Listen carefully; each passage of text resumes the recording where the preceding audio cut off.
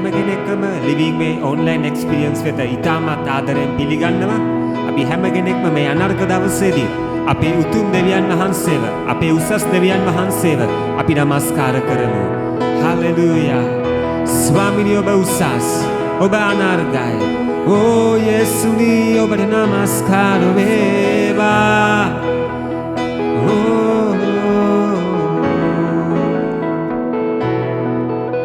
ඔබ උසස් සමිරේ මා වැඳ වැටෙන්නේ ඔබේ අභියසයි. ඔබ උසස් සමිරේ මා වැඳ වැටෙන්නේ ඔබ අභියසයි. ඔබ උසස් සමිරේ මා වැඳ වැටෙන්නේ ඔබේ අභියසයි. ඔබ උතුම්ය සමිරේ, ඔබ උතුම්ය සමිරේ මා දැත් ඔසවා ඔබ අභියසේ. ඔබ උතුම්ය සමිරේ මා දැත් ඔසවා ඔබ අභියසේ. ඔබ උතුම්ය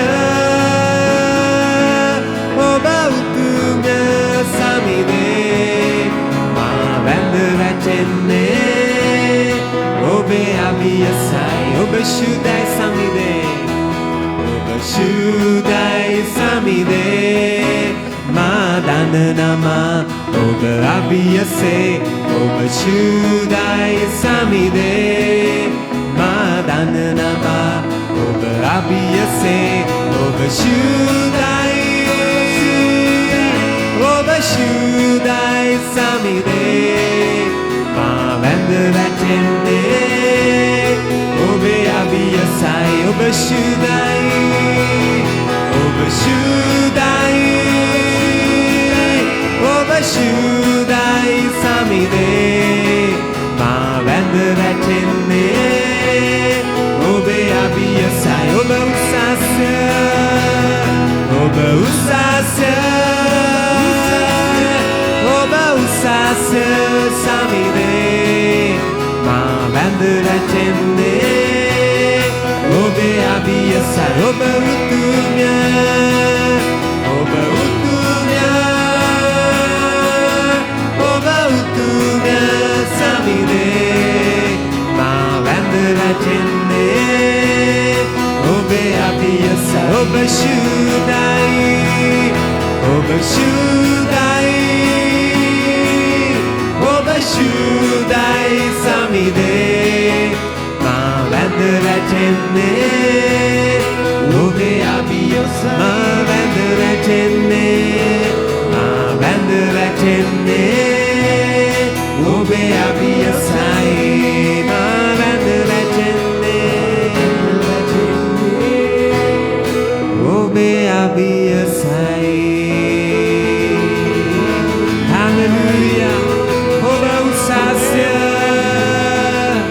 ඔබ උතුම්ය ස්වාමිනි. ඔබ ශුද්ධයි, ඔබ ශුද්ධයි, ඔබ අනර්ගයි. ස්වාමිනි ඔබ උතුම්, ඔබට සමාන කිසිවෙක් නැත්තේ.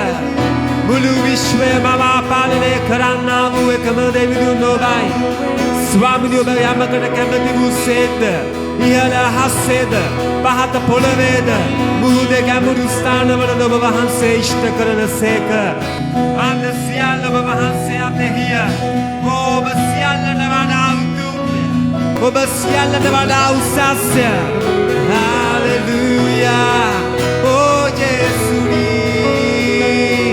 ඔබට නමස්කාර වේවා. ඕ ජේසුනි මහිම වේවා.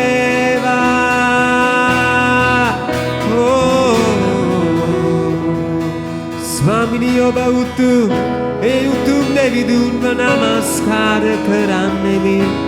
Hallelujah.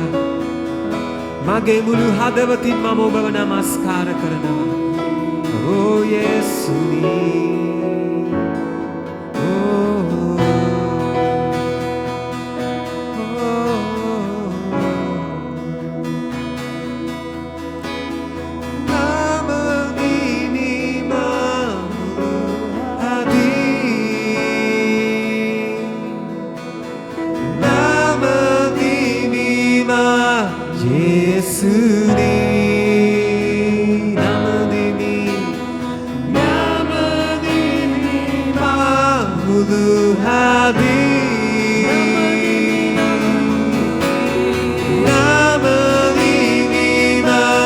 예수님 나무님이 마무르하니 나무님이 마무르하니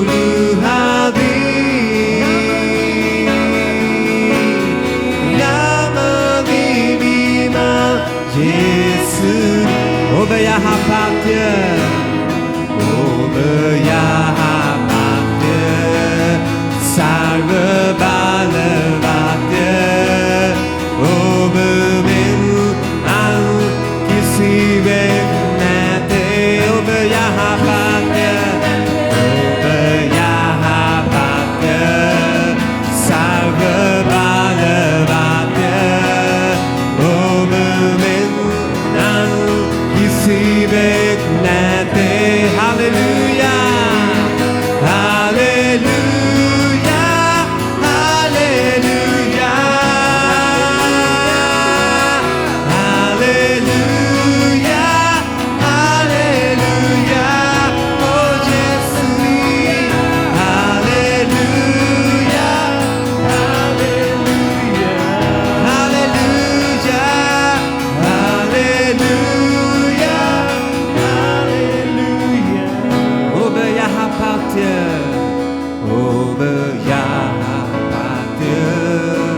salve balevate obemen al kisivenete obeya hapaslamini obeya obe salve balevate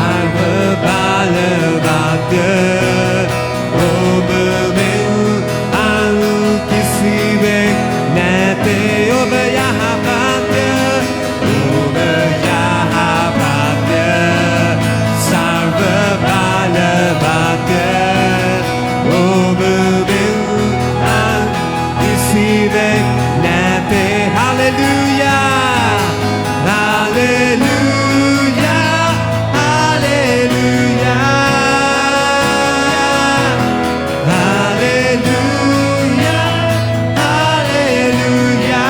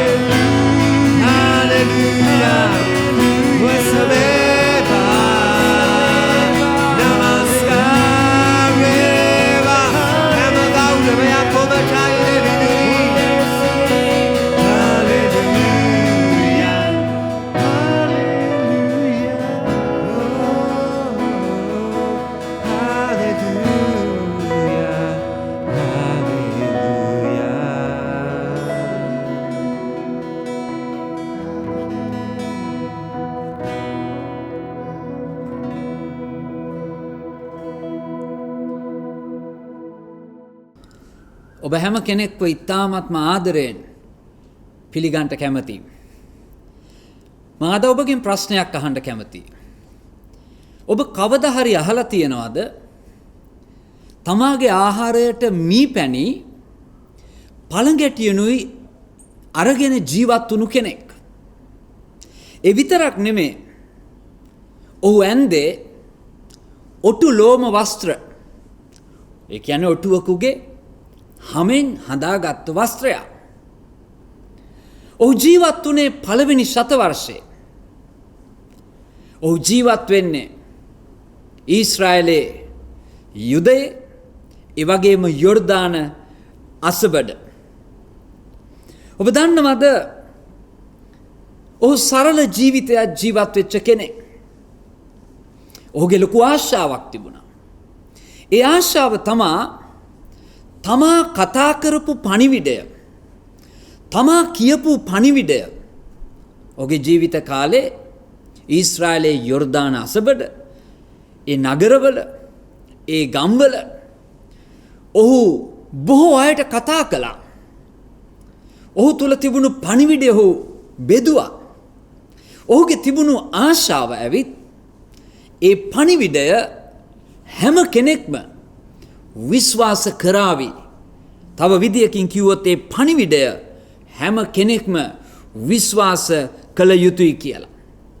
ඒකට හේතුව තමා ඔහු දැනගෙන හිටියා ඔහු කතා කරපු පණිවිඩය යම් කෙනෙක් විශ්වාස කළොත් ඒ කෙනාගේ ජීවිතය උඩු යටි කුරුවන බව. අද ඔබේ ජීවිතයේ කාරණා වෙනස් වෙන්න අවශ්‍යව තිබෙනවද? අද ඔබගේ විවාහය, ඔබේ පුද්ගලික ජීවිතය, ඔබේ අභ්‍යන්තර සමාදානය, ඔබේ සම්බන්ධතා, ඔබ ඕනම දෙයක් නම් කරාට මා කිව් නොකිව් යම් දෙයකින් ඔබ හිතනවද? ඔබ පතනවද? ඔබ කල්පනා කරනවද ඒ දේවල් සම්පූර්ණ වෙනස් වීමක් සිදු විය යුතුයි කියලා? ඔබේ අනාගතය, ඔබේ ජීවිතයේ ගමන් කරන විදිය, මේ පළඟැටියෝ ආහාරයට අරගෙන මී පැණි කාපු මේ පණිවිඩය කතා කරපු අය ඔහු තදින් විශ්වාස කළා. තමා කතා කරපු පණිවිඩය යමෙක් විශ්වාස කළ පමණින් ඒ කෙනාගේ ජීවිතය උඩු යටි කුරුවන බව. ඔබ දන්නවද? ඔහුගේ පණිවිඩය වුණේ මහත්ම ආලෝකය ගැන. ඔහු කතා කළේ ආලෝකයක් ගැන. ඔහු කිව්වා ඒ ආලෝකය මහත්ම සත්‍ය වූ ආලෝකය කියලා. ඔබ දන්නවද? ඒ පුද්ගලයා තමා යොහාන් ද බෞතිස්ත. යොහාන් ද බෞතිස්ත මෙන්න මෙහෙම කිව්වා. ලෝකයට එන්නා වූ සියලු මිනිසයන් ආලෝක කරන්නා වූ ආලෝකය සත්‍ය ආලෝකයය. අද අපිට පේනවා වදන්නවා ආලෝකයෙන් වෙන්නේ මාවතක් පෙන්눔 කරන සත්‍ය ආලෝකය. ලෝකයේ සියලු මිනිසයන් ආලෝක කරන. ඔබ මොහොතක් කල්පනා කරන්නට. ඔහු කතා කරපු මේ ආලෝකයට, ඔහු කතා කරපු මේ පණිවිඩයට පුළුවන්කම තිබෙනවා සෑම මිනිසෙක්ව ආලෝක කරන්න.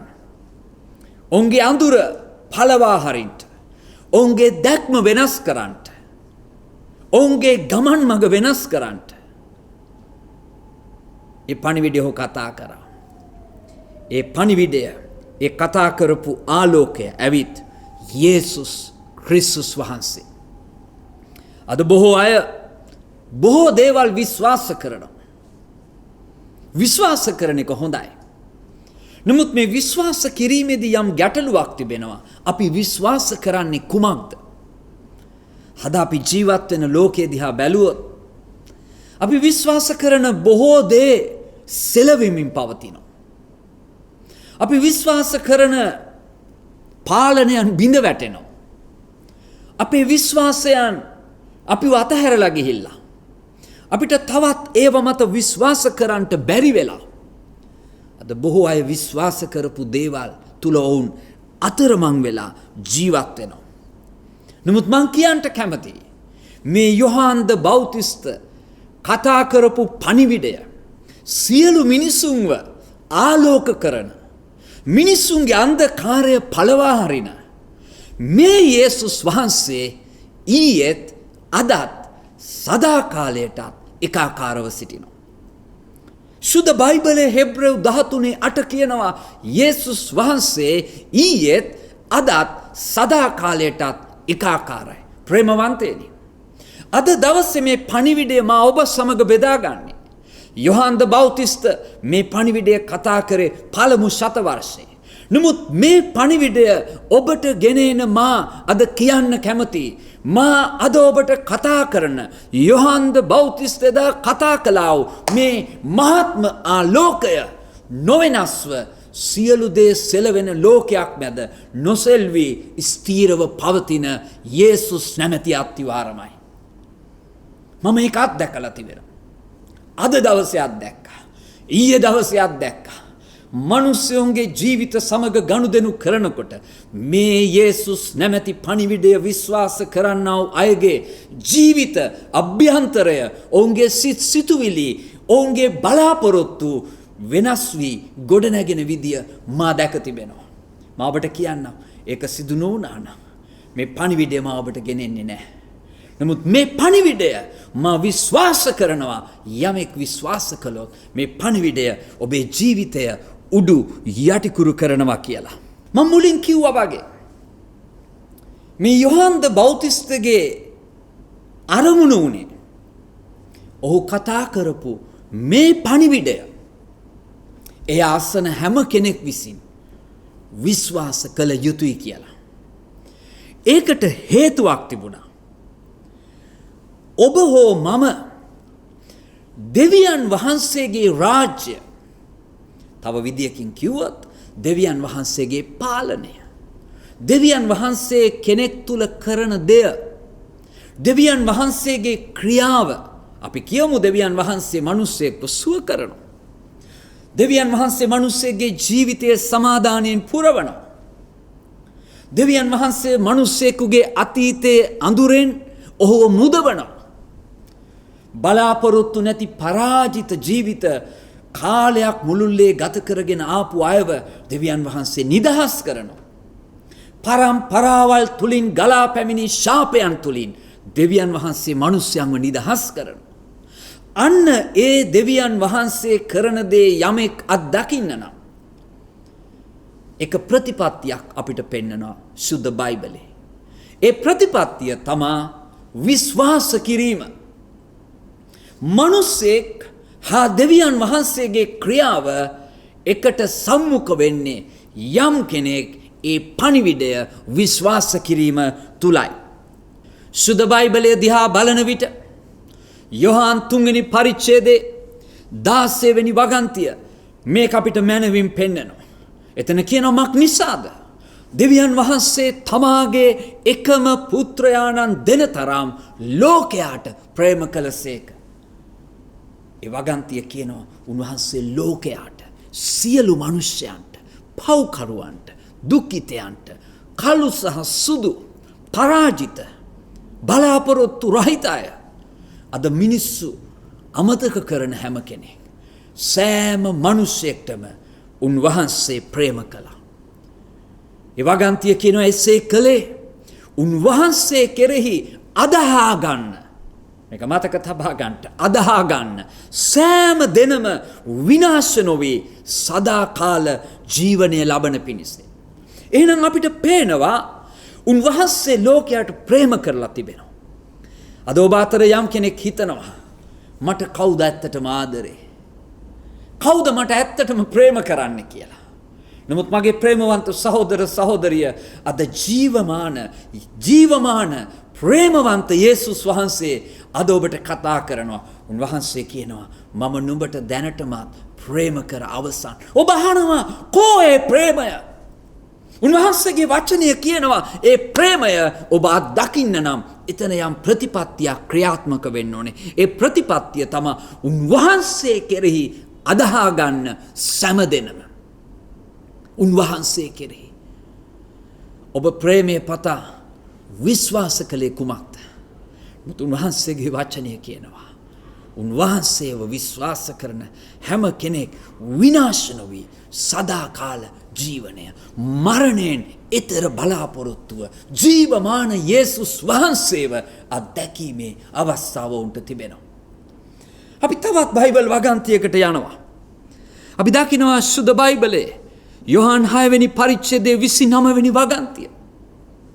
විතක මිනිසයන් උන්වහන්සේගෙන් ඇහුවා මේ නිදහස, මේ ගැලවීම අපි අත්දකින්ට අපි මොනවද කරන්න ඕනේ? අද බොහෝ අපි හිතනවා අපේ නිදහස උදෙසා අපි ඒක උපය ගන්න ඕනේ, අපි යමක් කරන්න ඕනේ කියලා. හැබැයි යේසුස් වහන්සේගෙන් ඔවුන් අසපුවාම යොහාන් 6 වෙනි පරිච්ඡේදයේ 29 වෙනි වගන්තිය මෙන්න මෙහෙම කිව්වා. යේසුස් වහන්සේ උත්තර දෙමින් දෙවියන් වහන්සේගේ වැඩේ නම් උන්වහන්සේ විසින් එව් තනත්තා කෙරෙහි නුඹලා විසින් අදහා ගැන්මයයි කීසේක. ඔබ විසින් එව් තැනැත්තා වන යේසුස් වහන්සේව අදහා ගැනීම. එනම් අපිට පෙන්නනවා යම් ප්‍රතිපත්තියක්. ඒ ප්‍රතිපත්තිය තමා උන්වහන්සේ කෙරෙහි අදහා ගැනීම. උන්වහන්සේ ඔබ මා වෙනුවෙන් කළ යුතු සියල්ල කර අවසන්. කල්වරි කුරුසියේ ප්‍රේමය දක්වා අවසන්. සුවේ ගංගාව ගලා ගොස් අවසන්. ඔබේ ජීවිතය වෙහෙස කර විඩාපත් කර තිබෙන්නා වූ ඒ බැඳුම් වලින් ඔබට කඩන්ට ඔබව නිදහස් කරන්ට අවශ්‍ය බලය මුදාහැර අවසන්. රෝම 6:23 කියනවා පාපයේ කුලිය නම් මරණය, එහෙ දෙවියන් වහන්සේගේ දීමනාව නම් සදාකාල ජීවනය. දෙවියන් වහන්සේට ප්‍රශංසා වේවා. ඒක දීමනාව. ඒක ක්‍රියාත්මක වෙන්නේ. ඒක ඔබ විසින් අත්දකින්නු ලබන්නේ. ඔබ දන්නවද? ඔබ විශ්වාස කරන විට ඔබේ හාස්කම පැමිණෙන්නේ. ඔබේ හාස්කම බලාගෙන ඔබ අවුරුදු ගණනක් ජීවත් වෙලා ඇත. ඔබේ ජීවිතයේ උඩු යටිකුරු වීම බලාගෙන ඔබ බොහෝ කල් ගත කරලා ඇති. නමුත් අද මම ඔබට කියන්න කැමති, දෙවියන් වහන්සේගේ රාජ්‍ය ඒ ක්‍රියාත්මක වීමේදී මිනිසෙක් උන්වහන්සේව ගැඹුරින් විශ්වාස කිරීම ඉතා වැදගත්. ඒ හාස්කම පැමිණෙන්නේ කෙනෙක් තමාගේ විශ්වාසය තුළින් ඇති කරගන්න සම්බන්ධතාවය මතයි. මෙන්න අද ඔබට බලවත් අවස්ථාව. සුද බයිබලයේ යොහන් 1 පරිච්ඡේදයේ 12 වෙනි වගන්තිය. මේ වගන්තියට මම ප්‍රේම කරනවා. මට මතකයි මගේ කුඩා කාලේ මට දැනුනේ, ඒ විතරක් නෙමෙයි සමහර විට කුඩා කාලේ මගේ මිතුරන්ගෙන් මට ඇසුනේ එක වචනයක්. ඒ වචනය තමයි කරුමකාරයෙක් කියන වචනය. නමුත් දෙවියන් වහන්සේට ප්‍රශංසා වේවා. යොහන් 1 පරිච්ඡේදයේ 12 වෙනි වගන්තිය කියනවා, නමුත් යම් පමණ දෙනෙක් උන්වහන්සේව පිළිගත්තෝද, එනම් උන්වහන්සේගේ නාමය කෙරෙහි අදහා ගන්නෝද, ඔවුන්ට දෙවියන් වහන්සේගේ දරුවන් වෙන්ට උන්වහන්සේ බලය දුන්සේක. ඔබ දන්නවද? දරුවන් වෙන්ට බලය. දරුවෝ උරුමකාරය. මේ දවසේ සමහර ඔබගේ හැඟීම මාවත් හරුණු ලැබූ කෙනෙක්. මගේ දෙමව්පියෝ මා ගැන සලකන්නේ. මට ලැබෙන්නේ කුඩම්මගේ සැලකිලි. අන්න ඒ වාක්‍ය ඔබේ හදවතින් නගන යමෙක් සිටිනවා. අද සමහර ඔබ කියන මට කවුද ඉන්නේ? කෝ මට තාත්තෙක්, කෝ මට අම්මෙක්, ඔවුන් හිටියත් කෝ මට සැබෑ ආදරය. ඔබට තිබෙන්නේ අනාථ හැඟීමක්. නමුත් ප්‍රේමවන්ත සහෝදර සහෝදරිය, අද දවසේ මා ඔබට සුබ පණිවිඩයක් ගෙනෙන්න කැමති. උන්වහන්සේගේ වචනය කියනවා, යම් පමණ දෙනෙක්, ඔබ කළුද ඔබ සුදුද, ඔබේ අතීතය ඔබට වැරදුනාද, ඒක ගැටලුවක් නෑ. ඔබ කොතරම් වැරදුනාද, ඔබේ අතීතය කොතරම් පෞකාරද, ඔබගේ අතීතය කොතරම් දුර්වලද, පරාජිතද, ඒක කමක් නෑ. උන්වහන්සේ සුදුස්සෙක් ගැන නෙමෙයි කතා කරේ. සුදුස්සෙක් කරන්නේ එක කාරණය. යම් පමණ දෙනෙක් උන්වහන්සේව පිළිගෙන උන්වහන්සේගේ නාමය, යේසුස් යන නාමය යමෙක් අදහනවා නම්, අන්න ඔවුන්ට දෙවියන් වහන්සේගේ දරුවෝ වෙන්න නිත්‍යානුකූල අයිතිය, හරියට සහතිකයක් ලිනවා වගේ, ඒ අයිතිවාසිකම අද ඔබට ලබා ගන්නට පුළුවන්. අද ඔබ සිටින නිවසේ, අද ඔබ අසාගෙන සිටින ස්ථානයේ ඔබේ ජීවිතය ඉරණම වෙනස් වෙන මොහොතක්. ඒ මොහොත ඇවිත් මෙයයි. ඔබ යේසුස් වහන්සේව මේ හඬ අහලා, එදා යොහන්ද බෞතිස්ත කතා කරපු මේ මහත් ආලෝකය වන මේ පණිවිඩය අහලා යේසුස් වහන්සේට කිව්වොත්, ඔව් ස්වාමිනේ, ඔබගේ කුරුසියේ පූජාවත්, කල්වරි කුරුසියේ කසපහර 39ත්, මරණයත් මලවුන්ගේ නැගිටීමත්, ජීවමාන ඔබවත් මා විශ්වාස කරමි, මා වෙතට එන්න කියලා කිව්වොත්, ඔබේ ජීවිතේ වෙන බලවත්ම ප්‍රාතිහාරයේ ආරම්භය අද දවසේ සිදු වෙනව නොඅනුමානයි. ඒ පමණක් නොවේ, මා ඔබට කියන්න කැමති, මේ පැයේ සමහර ඔබට මේක අඳුරු මොහොතක් වෙන්න පුළුවන්. ඔබ යේසුස් වහන්සේව දැනගෙන හිටියත්, ඔබ යේසුස් වහන්සේ සමග ගමනක් එමින් සිටිනවා. මේ පැය මුළු ලෝකයේම අඳුරක් ගැන කතා කරමින් මුළු ලෝකයේම අනාගතය නොපෙනෙන මොහොතක ඔබටත් මේක අඳුරු මොහොතක්ව තිබෙන්න පුළුවන්. නමුත් මා ඔබට දිරිමත් කරන්න කැමතියි. මගේ බයිබලයේ ගීතාවලිය 23 වෙනි පරිච්ඡේදයේ දාවිද් කියනා වූ ගීතිකා කරුවා තමාගේ ජීවිතත් දැකීමෙන්ම දෙවියන් වහන්සේ මගේ යහපත් එඬේරාය කියලා කියනවා. ඔහු ඒ ගීතිකාව ලියන විට ඔහු කියනවා ස්වාමින් වහන්සේ මගේ එඬේරාය. උන්වහන්සේ මට හිඟයක් වෙන්න ඉඩ දෙන්නේ නැහැ. ඔහු කියනවා මගේ පුද්ගලික එඬේරා දෙවියන් වහන්සේ. ඒ නිසා මට හිඟයක් වෙන්නේ නැහැ. ඒ නිසකකම ඔහුට ඔහු කතා කළා. උන්වහන්සේ නිල් ගොදුරු බිම්වල මාව ගෙනියනවා. උන්වහන්සේ නිශ්චල දියාසලින් මාව ගෙනෙනවා. මගේ ආත්මය ප්‍රාණවත් කරනවා. ගීතාවලිය 23:4 අලංකාරයි. ඔහු ඊට පස්සේ කියනවා මරණ සෙවණේ මිටියාවත මැදින් යන්නෙම් නුමුත් කිසි නපුරකට කිසි උපද්‍රවයකට මම බය නොවන්නේමි. මක් නිසාද ඔබ මා සමගය. හාලෙලූයා. බොහෝ විට අපිට අපේ ජීවිතයේ අඳුරු මොහොත් අපිට දේවල් නොපෙනෙන මොහොත් අපේ වම දකුණ මරණ බිය දැනෙන මොහොත් තිබෙන්න පුළුවන්. නමුත් මතක තබා ගන්නට අපිට කිසිවක් නොපෙනුනාට ඔබගේත් මගේත් ආත්මයේ එඬේරාණන් ඉදිරිය දකින යහපත් එඬේරා. ගීතිකා කරුවා මුලින් කියනවා නිල් තනබිම. ඊට පස්සේ ඔහු කියනවා නිශ්චල දිය. ඊට පස්සේ ඔහු කියනවා ධර්මිෂ්ඨකමේ මාවත්. හැබැයි සියල්ල කතා කරන අතර ඔහු කියනවා මට මරණ සෙවණ මැදිනුත් යන්න වෙනවා. ඔබ උන්වහන්සේගේ යහපත්කම, උන්වහන්සේගේ සහනය, උන්වහන්සේගේ මඟ පෙන්වීම, උන්වහන්සේගේ විවේකය, උන්වහන්සේගේ නිදහස ඔබේ පවුල තුල අත්දැකලා ඇති. නමුත් මේ කාලේ කල්පනා කරන ඇති ස්වාමිනී මට හෙට දවස පේන්නේ නැහැ. මට අනාගතය පේන්නේ නැහැ. මේ කොවිඩ් අතරතුර මේ ලෝකේ පවතින වාතාවරණය තුල මට බයක් දැනෙනවා. මා ඔබට කියන්නම් ඔබට මේ පැය අඳුරු වුණාට ස්වාමින් වහන්සේගේ ඇසට මේ පැය අඳුරු නැහැ. ඔබ උන්වහන්සේ දාවිද් කිව්වා වගේ කියනවනම් උන්වහන්සේ මගේ එඬේරා. ඔබ මගේ එඬේරා. මම ඔබ පසුපස එනවා. මම ඔබගේ හඬ දවස්පත ආසමින් ඔබ පසුපස මා ගමන් කරමි. අන්න එවිට ඒ ස්ථානයේ දාවිද් සියලු දේ තුලින් කියන්න පුළුවන් වුණා. මම මරණ සෙවණ මැදින් ගියත් මම දන්නවා මගේ ජීවිතයේ අවසානයේ යහපත්කමත් කරුණාවත් මගේ ජීවිතේ සියලු දවස්වල හල්ලෙලූයා සියලු දවස්වල ඔබේ ජීවිතේ යහපත්කමත් කරුණාවත් ඔබට ස්ථිරයි. උන්වහන්සේ ඔබේ එඬේරාණන් හැටියට ඔබ උන්වහන්සේව දවස්පත අනුගමනය කරන විට මා ඔබට කියන්න කැමතියි. ඔබේ ජීවිතයේ අවසන් නවාතැන මරණ සෙවණ නෙවෙයි සදාතනික ස්වාමින් වහන්සේගේ විවේකී ස්ථානය. එසේ ජීවත් වීමට යහපත් එඬේරාණන් වන එදා යොහාන් ද බෞතිස්ත කතා කළා වූ සැබෑ වූ ආලෝකය පසුපස අපි ගමන් කරමු.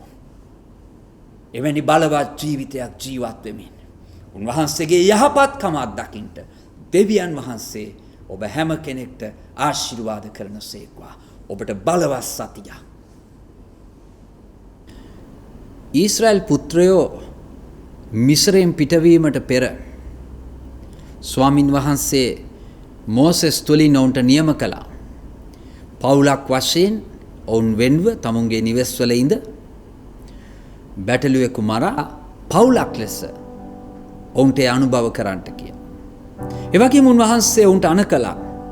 එළය ඔවුන්ගේ දොරටුවේ ඔවුන්ගේ උළුවස්සේ ඔවුන්ගේ ඇතුල් වෙන පඩිකඳේ තවරන්න කියලා. එසේ කළ විට මරණේ දූතයා ඔවුන්ට අත නොගසන පිණිස. අද අපේ අවට මරණේ දූතයා සක්මන් කරමින් මුළු ලෝකයම බිය වද්දමින් සිටින්නව මේ පැයේ. අප වෙනුවෙන් ජීවිතය දුන් යහපත් බැටළු එඬේරාණන් වන යේසුස් ක්‍රිස්තුස් වහන්සේගේ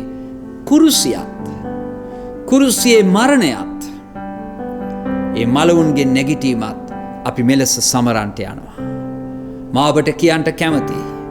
උන්වහන්සේගේ ශරීරයට අඩයාලමක් වන්නා වූ මේ පූපයත් උන්වහන්සේගේ වැගුරුණු ලේට අඩයාලමක් වන්නව මේ කුසලානම් අපි ඇදහිල්ලෙන් අද සමරන විට අපි ඒ ආත්මික සුරක්ෂිත භාවයට ඇතුල් වෙනවා. මා විශ්වාස කරනවා මරණයේ දූතයාට එතුමාගේ ලේ පසු කර පැමිණීමේ හැකියාවක් නැහැ. අද දවසේ අපි මේ සහභාගීකම දරන විට යේසුස් වහන්සේ කුරුසිය අදහස් කළා වූ ඒ සම්පූර්ණ වූ දෙය ඔබේ ජීවිතය මතට ගලා පැමිණෙනවා ඇති. රෝගී ඔබ සුවය ලබමින් ඒ වගේම භීතියෙන් ඔබව නිදහස් වෙමින් පරාජිත භාවයෙන් ජයටත් අසමාදානෙන් සමාදානයටත් ඒ පමණක් නොව නිසක කමෙන් එතුමාගේ ලේ රැකවරණයට ජීවත්වීමේ භාග්‍යයට ඔබ ඇතුල් වෙනවා. අපි උන්වහන්සේට ස්තුතිවන්තව මේ මොහොතේ මේ සහභාගීකම අපි දරමු. අපි යාඥා කරමු. දෙවි ස්වාමිනී ඔබ වහන්සේට ස්තුතියි. අප වෙනුවෙන් ඔබගේ එකම පුත්‍ර වූ යේසුස් ක්‍රිස්තුස් වහන්සේව දුන් නිසා ඒ පුත්‍රයාණන්ගේ කැඩුණු ශරීරයද වැගුරුණු ලේද නිසා අද අපට ඇත්තා වූ ජය අපි මෙලෙස සමරන්නෙමුව පිළිගන්නෙමුව. මේ කුසලානෙන් පානය කරන විටත් මේ පූපය අපි භුක්ති විඳින විටත් එදා ස්වාමිනී ඔබගේ දරුවන් ඒ මරණයේ දූතයාගේ සුරක්ෂිත භාවය ලැබූසේම ඔබගේ දරුවන්ට සුරක්ෂිත භාවය ඇතුළුව කුරුසියේ ඔබ අදහස් කළා මුළු ජයත් මුළු සුවයත් මේ මොහොතේ ගලා ඒවා යේසුස් ක්‍රිස්තුස් වහන්සේගේ නාමයෙන්. ආමේන්. අපි එක්ව සහභාගීකම් දරමු.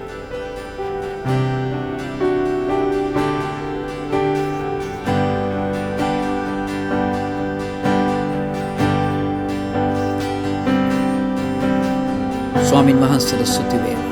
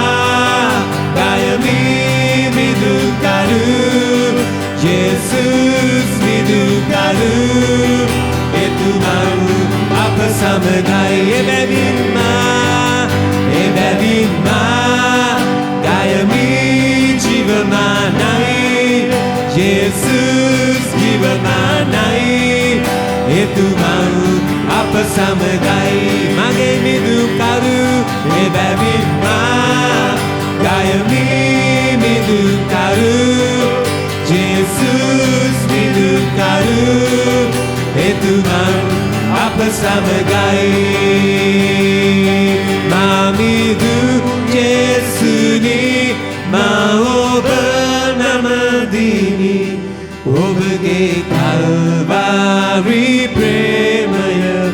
නිසා මාමිරු යේසුනි මා ඔබ නමදිමි ඔබගේ කල්වාරි ප්‍රේමය නිසා